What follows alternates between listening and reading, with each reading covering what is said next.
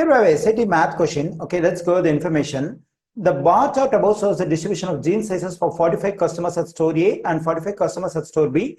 Which of the following correctly compares the standard deviation of gene sizes for the customers at each of the stores? Okay, so here this question is about the statistic concept standard deviation. Okay, before we start solving this question, first let's understand the concept standard deviation quickly. Actually, the standard deviation measures the spread of a data set. In other words, it measures the variation among the values in a data set. So, for example, to understand this one clearly, let me consider two data sets, data set A and data set B. In each data set, I'm going to have 5 values. So, let's say 5 values in data set A as 7, 6, 7, 7, 7.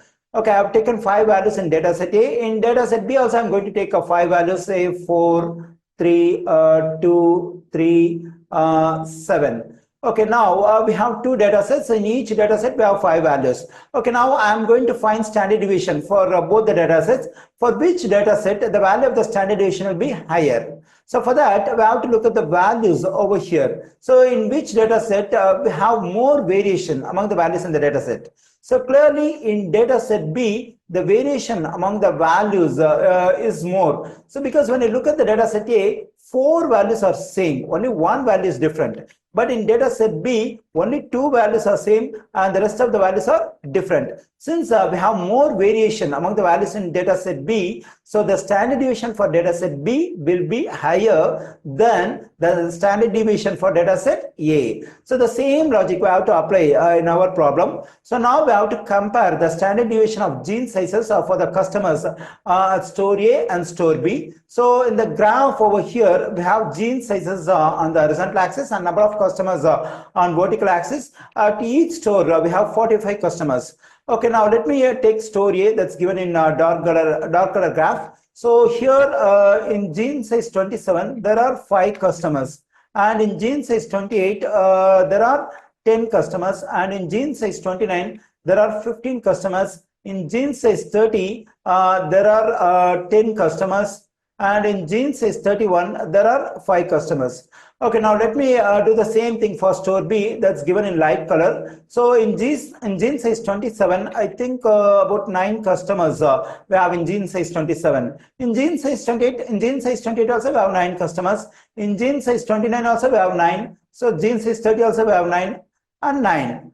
Okay, now we have to compare in which store the standard deviation of gene sizes is larger. So when I look at store A, we have the majority of the customers with the same gene size. It is 15. 15 means it's 1/3 of the total customers 45. 1/3 of the customers are having the same gene size 29. So in the remaining 30 customers, so 10 customers are having the gene size 28, another 10 customers are having the gene size 30. That is, majority of the customers are having the same gene size in store A.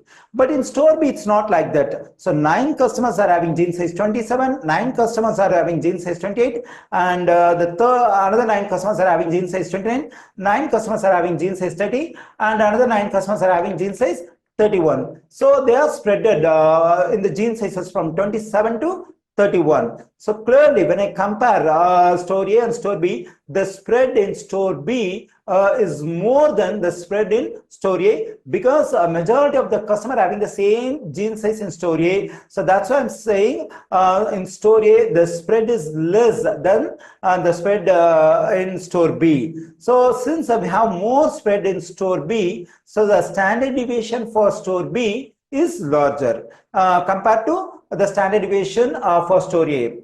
Okay, now let's go over the answer choices over here. So when I go over the answer choices, the answer choice B clearly says that standard deviation of gene sizes for the customers at store B is larger. So the correct answer choice for this question is B. So because of B, the spread is more.